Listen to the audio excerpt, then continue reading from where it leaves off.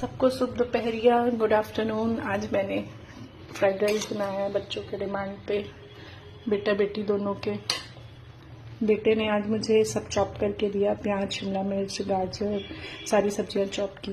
तो फिर मम्मी का भी तो फर्ज बनता है ना अच्छे से बना के बच्चों को देना, खुश रखना, बच्चे प्यार से खाएं, उसके बाद मोबाइल ले बेड पे जाके पसर जाएं, है ना। मम्मी का काम ही क्या है, मम्मी बेचारी तो मासूम होती है। पति कह दे सब अच्छा है, बच्चे कह दे सब अच्छा है, बट आप खुद से कॉम्प्रोमाइज मत करो। मेरे जैसे आप बन ठन के रहो और ऐसे सेल्फी ले लो जब जिस दिन सुंदर दिखो, बढ़िया से। जो वीडियो बनाता है वीडियो बना ले, जो कुछ नहीं करता है कोई बात नहीं, मत करो, पंचायत करो।